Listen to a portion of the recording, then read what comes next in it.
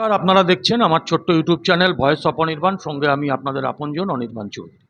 আজকে চলে এসেছি একদম সরাসরি confederation of state government employees association ইউনিয়নের অফিসে, এবং এটা আমার খুব সৌভাগ্য যে আজকে এই অফিসে এসে আমি এই এমপ্লয়িজ ইউনিয়নের যিনি প্রেসিডেন্ট রাজ্যের শ্রী শ্যামল কুমার মিত্র এবং সম্পাদক শ্রী মলয় মুখার্জিকে পেয়ে গেছি। আজকে তাদের কাছ থেকে কিছু কিছু বিষয় জেনে নেব যেগুলো আপনাদেরও জানার খুব প্রয়োজন। শ্যামলদা, আপনাকে যেটা প্রশ্ন করছি সেটা হচ্ছে যে পঞ্চম বেতন কমিশন, যেটা বামফ্রন্ট আমলে হয়েছিল 2009 সালে, এবং 6 মাসের মধ্যেই কিন্তু তার রিপোর্ট প্রকাশ হয়েছিল। এর মধ্যে হাইকোর্টে একটি মামলা হয়।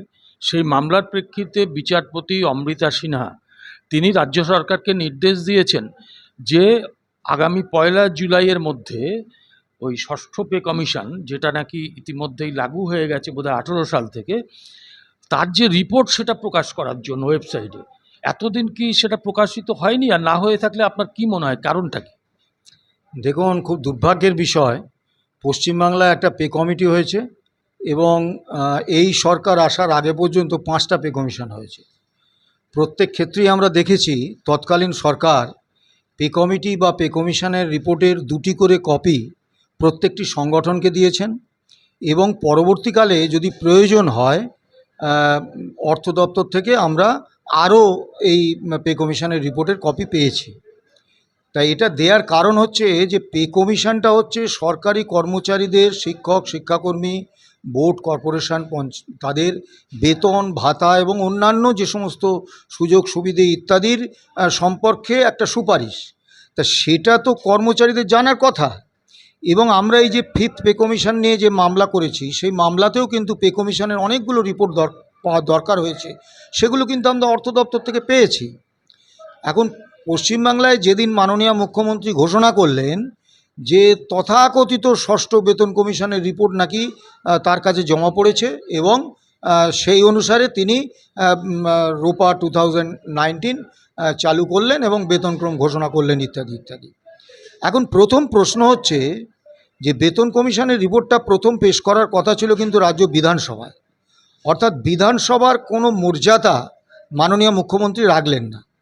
তারপরে যেদিন উনি এই ঘোষণা করলেন, সেই ঘোষণাটা আনলে শোভন হতো যে ষষ্ঠ বেতন কমিশনের চেয়ারম্যান অভিরূপ সরকার তিনি সাংবাদিক সম্মেলন করে বললেন যে আজকে আমরা রিপোর্টটা জমা দিলাম এবং সেটি মাননীয় মুখ্যমন্ত্রীর কাছে এবং বিধানসভায় পেশ করার জন্য আমরা দিলাম, সেটা অনেক শোভন হতো। কিন্তু সেইটুকু সম্মানও কিন্তু অভিরূপ সরকার, যিনি ষষ্ঠ বেতন কমিশনের চেয়ারম্যান, তাকে দিলেন না। অবশ্য এইসব লোকেরা সম্মানের খুব একটা প্রত্যাশাও করেন না, স্থাবকতা করতেই অনেক বেশি পছন্দ করেন। যাই হোক, তা আমরা কিন্তু তার ঠিক পরের দিন আমরা একটি চিঠি অর্থ দপ্তরে দিই যে বরাবরের মতো আমাদের সংগঠনকে 2টি কপি দেওয়া হোক, আর একটি RTI করি, আমিও করি এবং মলয়বাবুও করেন। তাতে আমরা বলি যেহেতু পে কমিশনের রিপোর্ট, 6th পে কমিশনের রিপোর্ট সরকারের ঘরে জমা পড়ে গেছে, এটা এখন একটা সরকারি নথি, তা কাজেই এটা একটা কপি আমাদের দেয়া হোক। তারপরে দীর্ঘদিন ওই চিঠি চাপাটি চলেছে, কিন্তু দেয়নি।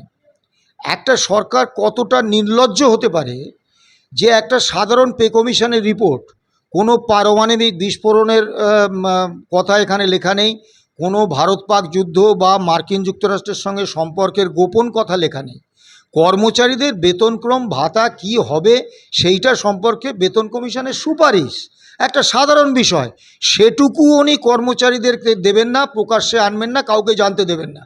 এমনকি ওনার মন্ত্রিসভার যে সদস্যরা আছে তাদেরও মান সম্মান বোধটা অত্যন্ত কম, আত্মমর্যাদা বোধরা, তারাও কিন্তু কেউ এই পে কমিশনের রিপোর্ট দেখেননি। এবং অর্থমন্ত্রী মাননীয় চন্দ্রিমা ভট্টাচার্য মশাই, তিনিও এই পে কমিশনের রিপোর্ট দেখেছেন, এরকম কোনো তথ্য আমাদের কাছে নেই। এত রাগঢাক করার কারণটা? 2টো কারণ। 1 নম্বর কারণ হচ্ছে, এটা আমাদের অনুমান যে উনি তো ঠিকই করে নিয়েছেন যে ডিএ কর্মচারীদের দেবেন না।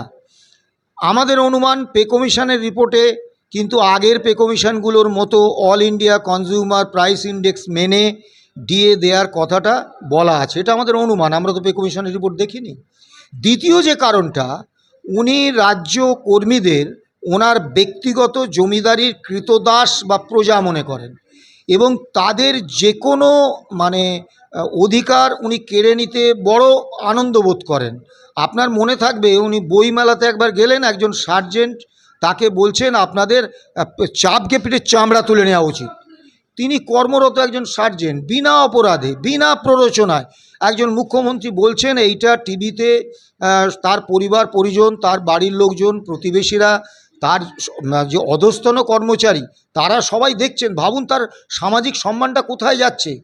এই যে একটা পৈশাচিক আনন্দ উনি পান যে কর্মচারীদের অসম্মান করে। আপনি দেখবেন এই যে প্রশাসনিক বৈঠকগুলো করেন সেখানে উনি বিভিন্ন অফিসারদের, তার মন্ত্রীদের, তাদের অধস্তনদের সামনে ধমকাচ্ছেন এবং ওইটুকু সিলেক্টিভ অংশ কিন্তু টিভিতে প্রকাশ হয়, বাকিটা প্রকাশ হয় না। তো এটা তো উনি চেয়ারের চূড়ান্ত অপব্যবহার করেন। কারণ যেহেতু মুখ্যমন্ত্রীর বিরুদ্ধে সরাসরি কোনো অফিসার তিনি যদি মুখ খোলেন তাহলে তিনি ইনসাবঅর্ডিনেশনের চার্জে পড়ে যাবেন। এই সুযোগটাকে কাজে লাগিয়ে উনি তো এই প্রশাসনিক বৈঠকে মুখ্য সচিবকে অপমান করছেন, অর্থ সচিবকে অপমান করছেন, তার অধস্তন কর্মচারী বাদ দিন, তার অধস্তন অফিসার বাদ দিন, বিডিও, জয়েন্ট বিডিওদের সামনে এসপি ডিএসপিকে অপমান করছেন, ডিজিকে অপমান করছেন, একদম আইসি ওসিদের সামনে। এর থেকে লজ্জার কিছু হতে পারে? তাহলে প্রশাসনিক যে হায়ারকি এটা থাকবে কি করে? একজন বিডিও যদি দেখে তার সামনে চিফ সেক্রেটারি বা হোম সেক্রেটারি বা ফিনান্স সেক্রেটারি তাকে মুখ্যমন্ত্রী ওই ভাষায় কথা বলছেন, ওরকম কদর্য ভাষায়, ওই রকম তিরস্কারের ঢঙে, তাহলে তিনি কেন তার হায়ার অফিসারকে মানতে যাবেন? তফাৎটা হচ্ছে মানসিকতায়, তফাৎটা হচ্ছে রুচিতে, তফাৎটা হচ্ছে সংস্কৃতিতে। জ্যোতি বসু তখন মুখ্যমন্ত্রী, প্রথম যেদিন উনি রাইটার্সে এলেন, পুলিশ সার্জেন্ট তিনি তার গাড়ির দরজাটা খুলে দিতে চাইছেন, জ্যোতি বসু নামবেন। সেই সার্জেন্টকে জ্যোতি বসু বলছেন, আপনি পাবলিক সার্ভেন্ট, জনগণের টাকায় আপনার বেতন হয়, আপনি জনগণের চাকর, আমার চাকর নন। আপনার একটা সম্মান আছে, আপনার পেশার একটা সম্মান আছে, আপনি কখনো আমার ব্যক্তিগত কাজ করবেন না। গাড়ির দরজা আমি খুলে নেব, আপনার সম্মান আপনি হারাবেন না। আমারও যেমন সম্মান আছে আপনারও সম্মান আছে। আর আজকে মুখ্যমন্ত্রী কর্মচারীদের কুকুর বেড়াল বলেন, চোর ডাকাত বলেন, এই মানসিকতার পার্থক্য হয়ে গেছে এবং উনি ভেবে নিয়েছেন যে কর্মচারীরা হচ্ছে ওনার জমিদারির কৃতদাস, ওদের জন্য পে কমিশনের রিপোর্ট তা আবার ওদের দেখতে দেবো কেন? এই উন্নাসিকতার বিরুদ্ধে গতকাল জাস্টিস অমৃতা সিনহা তিনি কিন্তু চড়িয়ে একটা কষিয়ে থাপ্পড় কষিয়েছেন। তিনি নির্দেশ দিয়েছেন যে 1 জুলাই 2025-এর মধ্যে এই পে কমিশনের রিপোর্টটা প্রকাশ্যে আনতে হবে। এখন আমরা জানি না সরকার এই অর্ডার মেনে রিপোর্টটা প্রকাশ্যে আনবেন না আবার ডিভিশন বেঞ্চ, আবার সুপ্রিম কোর্ট করে আরও সময়ক্ষেপ করবেন। কিন্তু এই যে আদেশনামাটা বেরিয়েছে এটা যে রাজ্য সরকারের পক্ষে এবং মাননীয় মুখ্যমন্ত্রী এবং মাননীয় অর্থমন্ত্রীর পক্ষে অত্যন্ত লজ্জাজনক এবং ধিক্কারযোগ্য, এটা বলার অপেক্ষা রাখে না। এবং ধরুন যদি এটা দেখা যায় যে এই ষষ্ঠ পে কমিশনে যে রিপোর্ট তাতে কর্মচারীদের স্বার্থ লঙ্ঘিত হয়েছে, তাহলে সেক্ষেত্রে আপনারা কি করবেন?